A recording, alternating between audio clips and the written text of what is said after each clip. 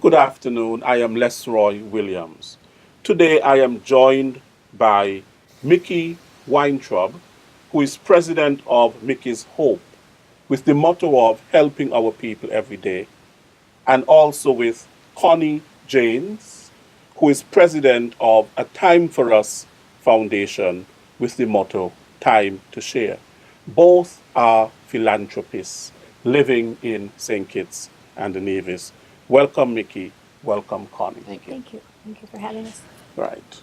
Now, Mickey, you are the president of Mickey's Hope. Could you tell us a little bit about yourself and your organization? I arrived on island 28 years ago, and I came from a background of helping the less fortunate through people that I met within the first month or two that I was here. I learned of people that had some dire situations, either medical, could be cancer, could be the need for medical treatment overseas, food shortages or food shortage issues.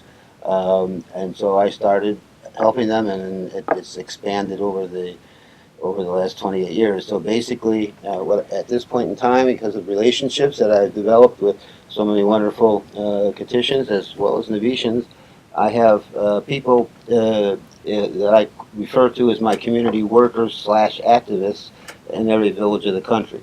So, and these are people, they may have jobs or they may not, but they're caring, loving people. And if they hear of a neighbor or somebody else in the village that has a dire situation, and I'm not aware of that, they'll call me so that I can try to address it.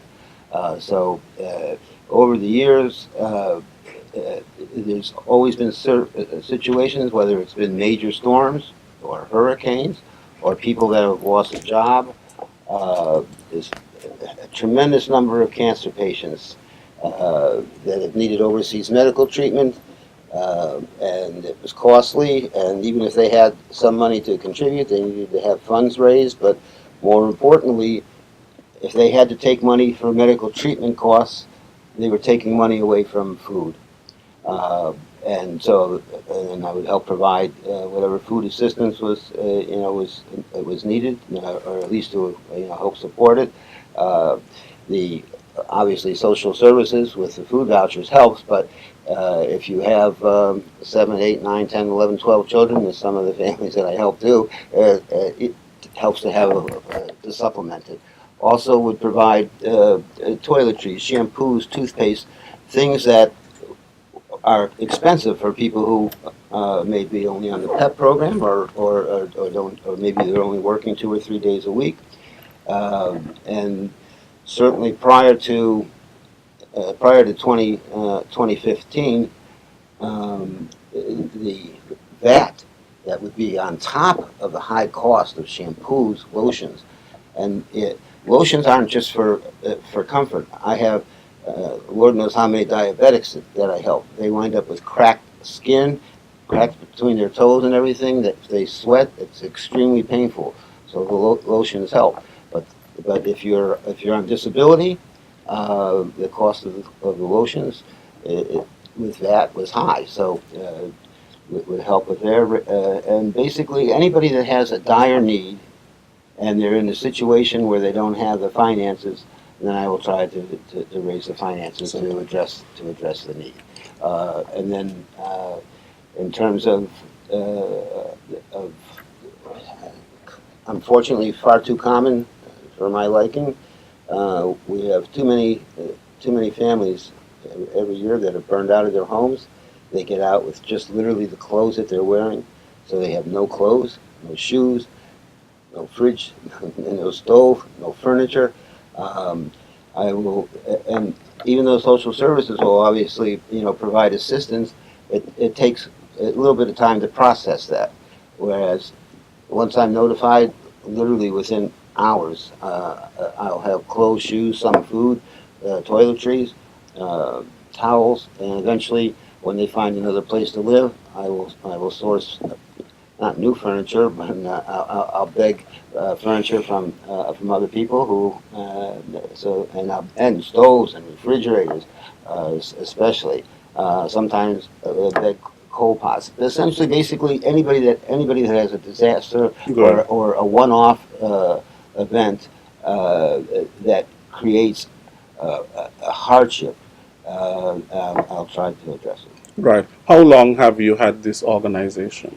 Well, I've been doing this for 28 years. About 3 years ago or 4 years ago, I can't remember. As the former director of social services, Zilla Clark, said, "Mickey, you should become a community-based organization because then you could apply for grants, and there would be some other things that would be helpful." Uh, I've never what I've always done. I just don't look for recognition or anything. My reward is the expression on the people's faces that I help. But I accommodated Zilla and became a community-based organization. Yes. Excellent work that you're doing Thank in you. the community. And Connie, you're the president of a Time for Us Foundation. That's right. Yeah, I'm the relative newcomer here. I've only been here a little over 20 years. So, and initially in our time here, well, we didn't intend to be here full time when we started, but we just got drawn in by the people and the environment on St. Kitts. It's an easy place to be. The people and the culture, the atmosphere here is just irresistible. So early on in my time here, my involvement was primarily with children and children's activities through the children's home, through schools, and so on. A few years ago, I had the opportunity to become more aware of the work that Mickey was doing. He probably rused that day because then, as I set out to work with Mickey and as you heard, the wide variety of things that he's involved in, I thought, well, one of the things that I can do may not be able to do all of the hands-on that Mickey does, but maybe I can help organize and provide a little bit of administrative oversight. And so we became both A Time for Us and Mickey's Hope became community-based organizations to more formalize the work that we wanted to do. We had the opportunity to form the foundation. We're registered both in the U.S. and St. Kitts. We're also a 501c3 in the U.S., which can help facilitate donations to a large extent. And we can do that on behalf of Mickey's Hope and the efforts involved there. Through that work, have been able to do a lot of partnerships with government entities here, in particular the Ministry of Education over the last few years as we have done school supplies. We were doing school supplies through Mickey's Hope, primarily with just what donations that we could get. But working with the ministry, we have been able to grow. Until last year, we did over 600 students from 200 families with a standard list of supplies for every grade. So it's amazing. This year I'm proud to say that we're going to set a goal of 700 students. So we've been able to grow and increase. And so, it's be fruitful and multiply in the way of bless as we have been blessed. And so, as I said, while Mickey rue the day that we got involved, I think it's only been an opportunity for us to grow and further increase the very good work that he was already doing. Connie and Connie's husband, Scott, they're excellent with administration. That's not my forte. And gratefully, I'm literally out in the country just a minimum of 5 days a week, sometimes 7 days a week. So I don't have time to do a lot of the stuff. The organizing that Connie has set up at the community center, which the Prime Minister was so kind to give to me at St. Jonathan's Community Center. Connie has it organized so that we have kitchenwares in one location, we have the bed sheets in one location, the towels in one location, school supplies in one location, women's clothes all sizes, men's clothes all sizes, same with shoes. If you had before Connie, I'm not exaggerating, as Connie will know. The Ross University students, there's 3 semesters, and at the end of every semester, those that are graduating, failing, or just quitting or leaving, will make the donations of whatever they ain't walking with, okay? Well, when we were in just two small rooms at Hope Chapel, before Connie helped me with the administration, we had, I think 3 Christmases ago, you know, the tall, large green garbage bags? We had 188, and I'm not exaggerating, from the floor to the ceiling. Without Connie's help, that would have necessitated me every time I have a fire, a family. If there's, and I'll give you just a couple examples. I've had families with 7 children, 8 children that have been burned out and lost everything. It's for me to try to go through all those bags to find the right clothes sizes and the right shoe sizes. So now I don't have to do that because Connie has all that organized. Well, Right. it takes a team. Let me just say there are a lot of people who help in that. And here I'd like to give a shout out to Hope Chapel and the Methodist Church for making that property available, because that in itself was a lifesaver at the time. We rapidly outgrew that, and that's where St. Johnston's is now, not quite floor to ceiling, but we're there, yeah, we're close. Okay, so you work along with government Mhm. and other non-governmental organizations, and also individuals, private Absolutely. individuals. It does in fact take a village or an island, as the case may be. Precisely. And you are helping people every day, as Mickey's motto says, helping That's people what- every day, and time to share. You know, and you know, we are in the Holy Week, It is, that's right, the Lenten Sunday, season. the Lenten season, and we are coming to the end of the Lenten season, basically, with Easter Sunday, which is Sunday coming. Sunday was Palm Sunday, as we normally call it, or the Passion of our Lord. And you know, it's that time when we recognize, of course, how we are called to care for each other, to reach out for each other, you know, to give more to the community, and so on. Based on the example of the life, the birth, the life, and then we're going to see the death and the resurrection of Jesus. I thought it was especially appropriate because, as you know, in the Lenten season, the 3 main points of emphasis are pray and fast and give. Almsgiving. Almsgiving. That's right. And so I found it very fitting that the culmination of about 6+ years of work was with the receipt of something that we think is a gift, was the shipment of the food packets that came in. Yes. Right in the middle of Holy Week. Right. Not Holy Week, but of the Lenten season. Lenten season. And they came in on April 6th on the U.S. Air Force C-17 cargo plane. And this plane, this cargo plane, delivers humanitarian aid not only to St. Kitts and Nevis, but to countries around the world and other countries within the Caribbean. Right. Could you give us a little background in terms of the genesis of this? Of the Denton Project? Yes, the Denton Project coming. Well, it originated as a result of an act of the United States Congress approximately 27 years ago. The House and Ways and Means Appropriation Committee appropriated funds to enable this to be done.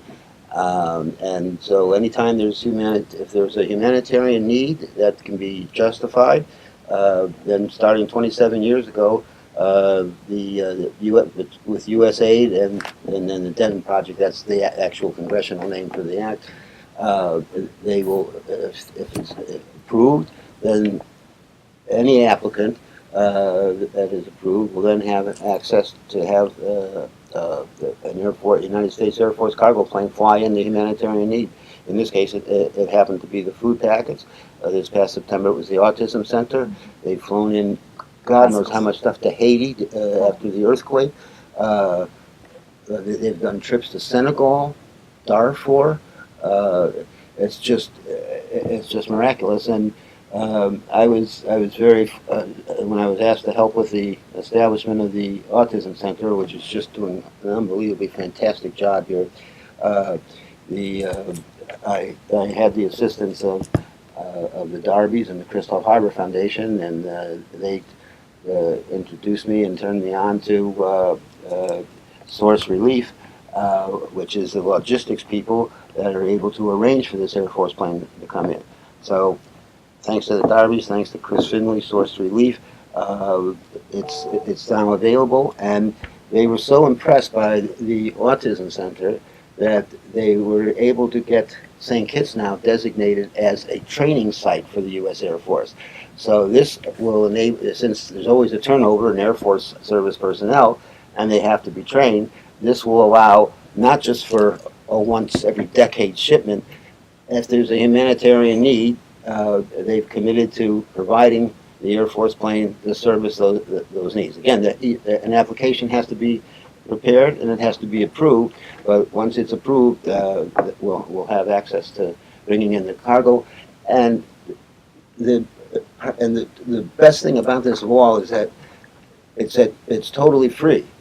Shipping costs for heavy equipment, things like hospital beds, ambulances, the weight, the shipping costs are just too outrageous. Mm-hmm. So to be able to have these shipped in and brought in for free, and again, the reality is that whatever government is in power, no government in the Caribbean and a lot of places, a lot of other places in the world, there's not the tax base and the resources to spend money where it's not necessary. So being able to bring this in for free so that we don't have to beg the government to help us financially, it frees up more money that can be used for other purposes. So it's a great benefit. A couple of points I would add is that no beneficiary of the Denton program can be a government. In other words, a charitable foundation, a charitable organization has to make the application, has to provide the oversight, has to be accountable for whatever the items are that come in. Now, they understand that those organizations will be partnering with government, and that is encouraged because it's recognized that it's through government that things need to happen. The other thing is that these missions are training missions, and Mickey touched on that. But the fact that we are in the Caribbean and are located close to the United States makes it very amenable to being able to be a part of that. But you can have a fixed schedule. In other words, you can't say, I want this to arrive at this point in time. You're kind of at the mercy of the training schedule and what the needs are for the staff. The young woman that was a pilot on the plane coming in needed to have her overseas hours updated. And so for her, from flying from Charleston, South Carolina to St. Kitts, it was perfect. They hope to expand, as Mickey said, so that we become a 2-day site. So that means that we will get to see them more often and for an extended time. It's interesting that you mentioned that it's charitable organizations and non-governmental organizations that work to bring this humanitarian aid in. And it's not the request of the government. No. Although you work with government, it is not the request of the government. And I think that has to be made very clear. Yes. Well, and I have to say, working with the government and the Federation has been a joy on this project. And one of the things that also happens with these overseas shipments through the Denton project is that U.S. aid is involved as they interface then with any foreign government because they're responsible for foreign investment dollars. And so as we were progressing through the project and they were asking about the tax and duty exemption, I said, oh, that was a very simple project that happened just within days, and that's already been taken care of. And she goes, oh, that's great. We usually don't get that kind of assistance. And so, I mean, there's never been a time when we've needed to have something done that it hasn't been done. Okay, so some of the types of humanitarian goods that are delivered would include food, clothing, medical supplies. We're hoping school supplies as we work on our Operations School Bell project. Agricultural equipment. Yeah, just about anything you can think of that people would need to live or to survive. But they focus on primarily things that would help families in terms of humanitarian assistance. Right. Now, this aircraft that came into the Federation on April 6, what did it bring? It brought 8 pallets of cartons that contained, each carton had 36 of these. These are what we call food packets. You've heard that term. That's what it looks like. It's made up of rice, soy powder, dehydrated vegetables, all kinds of vitamins and minerals. Each one will feed 6 people. And let me tell you, that's a healthy 6 people. I mean, that's a healthy servings. You just need to have a water source, a cook pot, a heat source, and something to stir it with. So it's a very simple thing. So it brought in 8 pallets of those, about 264, or roughly 9,000 meals. You look at it from that And I would just add that some of the families that I've assisted, they have younger children, they'll actually get 8 good-sized bowls out of one packet, and then if they have a little bit of relish to add to it, perfect. Or ground provision, something that can Right. help. Yeah. Now, who qualifies to be a beneficiary of this aid? What the intent is for the food packets is not to have as a regular food source. So it's not something that you would say, okay, we're just going to have this for the rest of our time. It's intended to be a crisis or a gap or an emergency food source. And in fact, as we've been working on this project, as I said, for about 6 years, we had 2 prior shipments through a private carrier, not nearly of this scope, but almost immediately upon receipt, we turned around and sent them to Dominica, because in both instances, it was years apart, but in both instances, we needed them for hurricane relief. We ordered this quantity mainly for a test, because we want to establish the policy, the procedures, the accountability, the oversight, to understand when we talk about it being a gap food source, what does that mean? As Mickey is working with families in crisis and sees the need for them to have an immediate food source, and it may be before their other assistance kicks in, it may be that there's a death or an illness or a loss of job for the prime wage earner, something that has said that that family needs some help right now. And things take time, a week or so, until they can get their food vouchers in place. And so there's a need for some food in the family, in the household, until that time.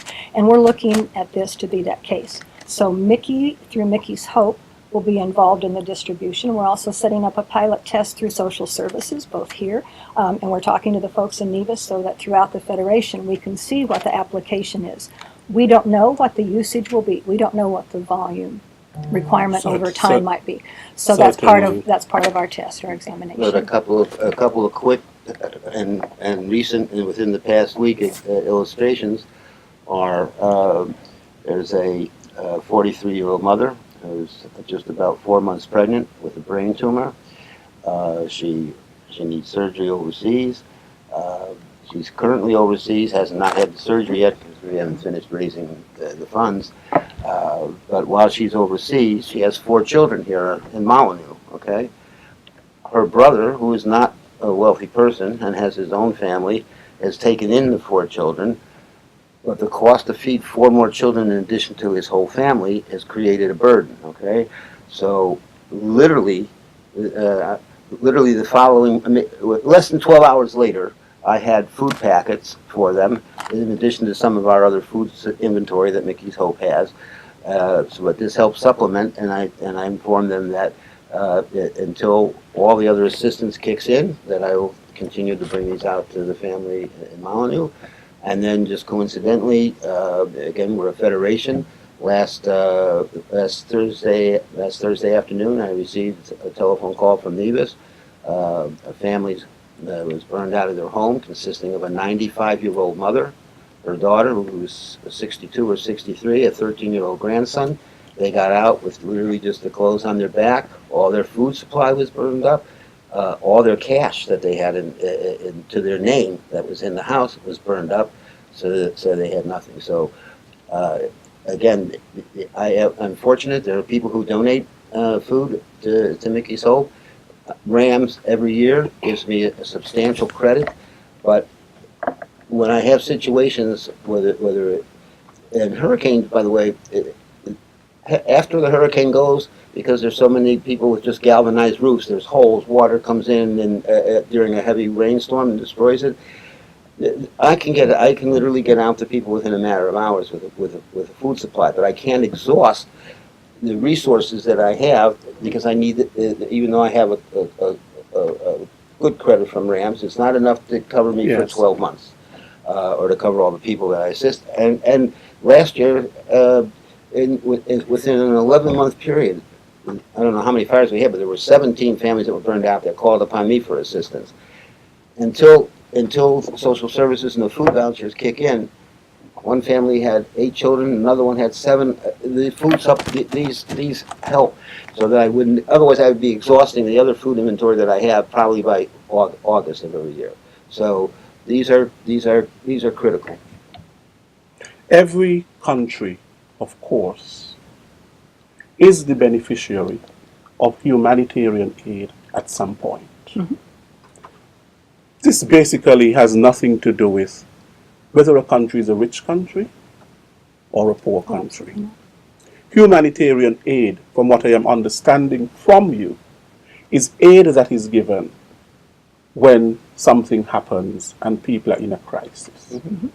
A hurricane, somebody who has lost their property due to fire, an earthquake, and all of that. And we have lost their job. lost their job, and so on. Death. Through illness and death, and so on. Now, the reason I mention this is because there has been quite a lot of debate about St. Kitts and Nevis being such a poor country that it has requested humanitarian aid for 13,000 poor Kittitian and Nevisian households. Now let's say that each household has about 4 or 5 persons. That is more than the population of St. Kitts and Nevis, so it's not logical. Could you address this? Why are they tying this to poverty and not really to humanitarian aid, emergency, and so on? Yeah, I'll address part of it and then turn it over to Mickey, because as the sponsoring organization, the sponsoring charity to bring these food packets in, and as long as we have worked on it and worked toward it, the intent has always been just for crisis, just for that short-term need. And as you so well pointed out, there's not a government, there's not a country in this world that doesn't at some time or another have a need for that. You can look at the U.S., who some might say is the wealthiest country in the world, and through floods, through snowstorms, through whatever situations, has a need for emergency assistance or has need for help. The 13,000, and as that number has been twisted, I feel frustrated and upset about, because I think it reflects back on a time for us as the sponsoring organization, because it's not true. As part of the Denton Project, we're asked to provide data to justify the need. And so the data that was used in the application came from the 2007-2008, I think it was published in 2008, Correct. poverty assessment, country poverty assessment that was published at that time. And it was noted that that data was then 10 years old at the time of our application.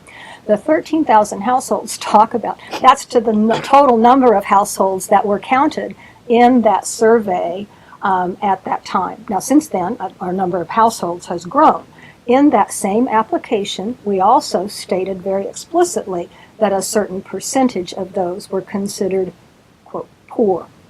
Now, as Dr. Harris said when he was sworn in, nobody was happy with that percentage that were poor. And so work has been done toward that.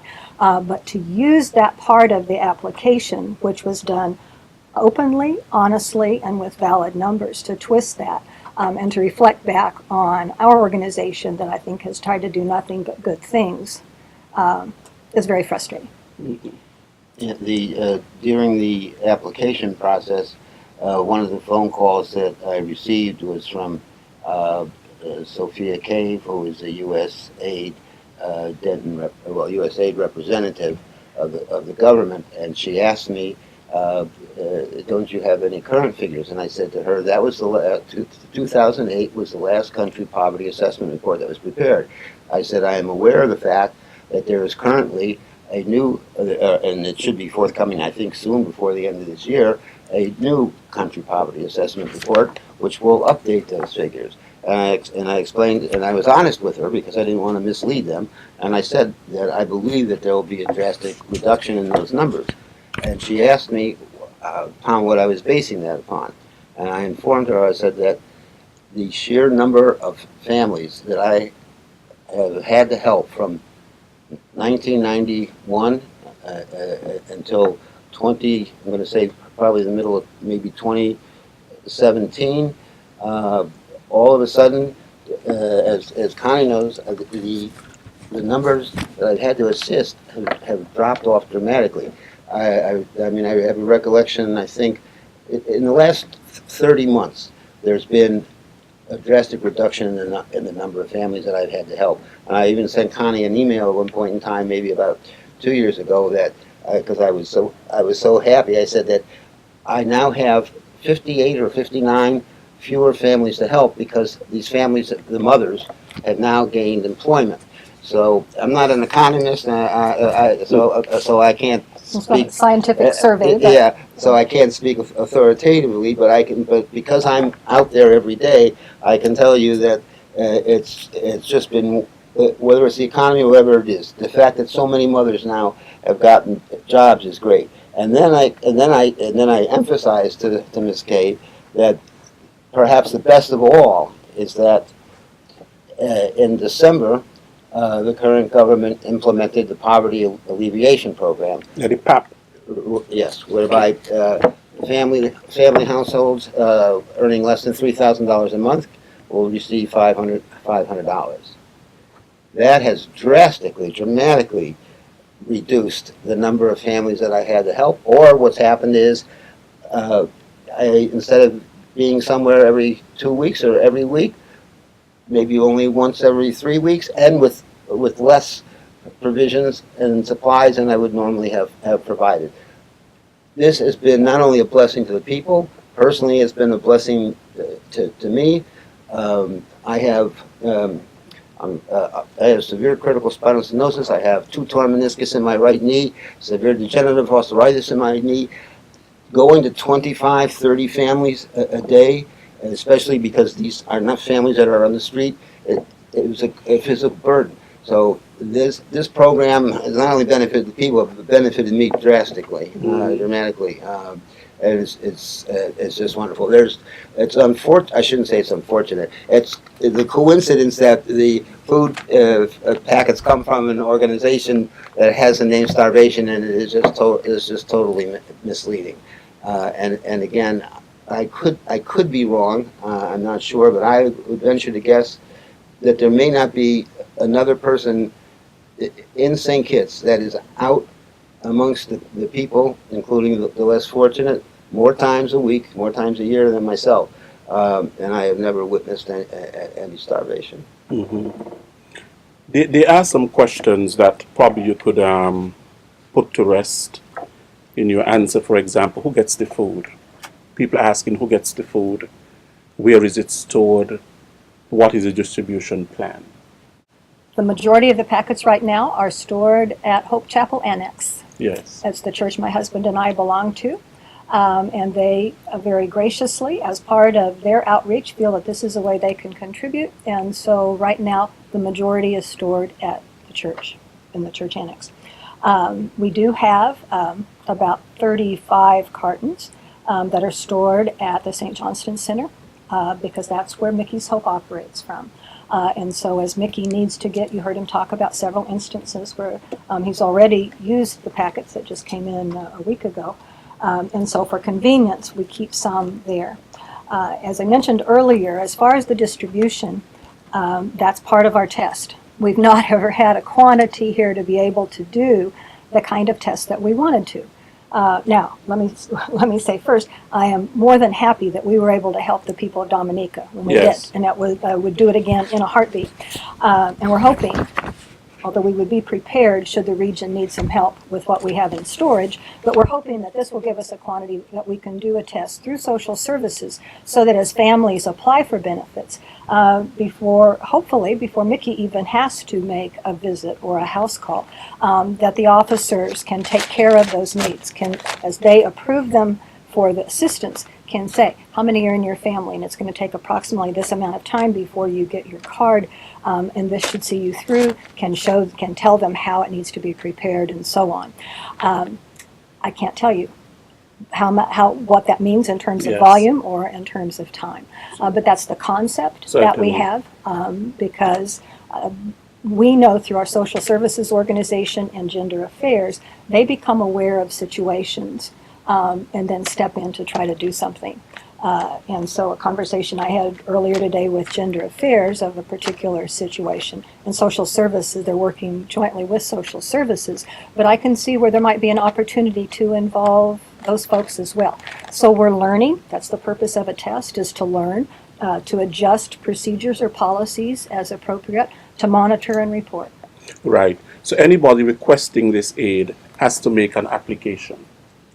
It has to be an identified need. I'd hate An to say identified need. make application Right. makes it sound like So- you have to fill something out. Okay, but, fine. yeah, It yeah, has to no. be an identified It need. has to be an identified need.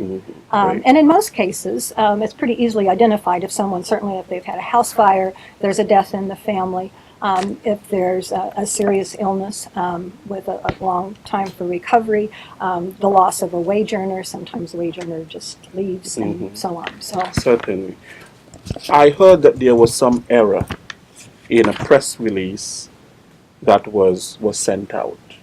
I think that was the misstatement on the number of households. Yes. And then if you didn't look through the Denton project application where we identified the beneficiaries, it might have missed the fact that the 13,000 plus households were the total number of households and not intended to be those that were in a poverty situation.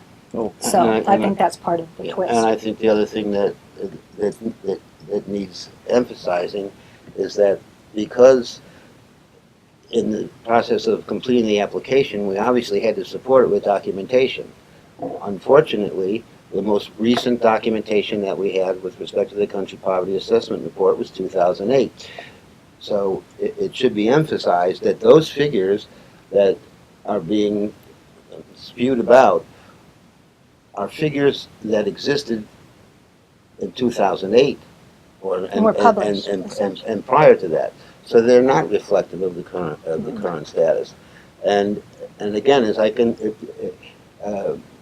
say from my own experience, because I'm out in the country just about every day, the numbers keep the number of people that need assistance or the amount of assistance that they need keeps decreasing. is on the decline. Yes. It's on the And decline. the other thing is that there's a ripple effect to this as well. One of the ripple effects is that since December of 2016, when we had when government was able to provide the oncology unit at the hospital.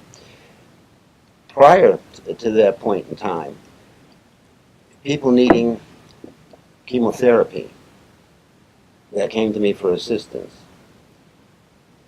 going back maybe 10 or 15 years or so, maybe the chemotherapy was only 8,000 or something, I can't recall, but it had gotten to, obviously prices increased, so it had gotten to the point where it went to 16,000, then on average 30 some odd thousand, some even $58,000. When I had to raise those funds, that took away monies that I could have used to purchase more food back when it was really needed in the 2008, 2009 period of time. So that's a ripple effect. That's a tremendous benefit because now, as Connie has said, these food packets can now just address emergent situations, one-off situations, things that a family cannot predict, cannot plan for, cannot anticipate. We don't know when if cancer is going to strike. Nobody knows when it is. You can't plan for that. Those kind of things. You certainly don't plan for a fire to have your home burned down. So These are emergencies. yes. Right. Is there anything else that you would like to say? I think you have clarified quite a bit. And the only other thing I would say is that, again, because I've been doing this for 28 years, and I've been out with the people in the country so much, I was very upset about this because It should not have been anything that was politicized. Hurricanes, earthquakes, cancer, they don't know red, yellow, orange, okay? In the 28 years I've been helping people, and then all the time that Connie's been helping people, neither of us, we have never asked somebody, are you Pam, are you Labor, are you Team Unity? The only thing that matters is they're human beings. They're petitions. I've been here 28 years. These are my brothers and sisters. This is my family. It doesn't matter. All that matters is that if they're hurting and somebody's in need, you try and help them. So I was very upset that to try to politicize something like this is just a terrible thing, in my opinion. And I would just like to say, speaking for Mickey and I both, I think, and certainly for the Time for Us Foundation, we don't set out to do things publicly. My husband and I are proud to say that we became citizens of the Federation in December. That was a conscious choice. We chose to be a part of this Federation because of the people, because of the culture, because people love and help each other here. We didn't establish the foundation to have a bunch of hoopla, to have a bunch of pats on the back or whatever. But I'm happy to be here today because we don't want this to be something that gets blown out of proportion. We don't want something good to become bad, because we need all charitable organizations, all NGOs, all community-based organizations working together. This is a partnership. No one entity, person, or group can do it on their own. None. I don't care if it's a church, I don't care if it's a government, I don't care if it's a foundation, no matter how big or how much money there is. We need each other, and we need to work together. And so we need that to continue, not this other kind of stuff. Well, Mickey Thank you for having us. and Connie, I want to thank you very much for coming and sharing in terms of what you do, which is so important. Thank you. You know, this is the work of Christ, the Great Commission,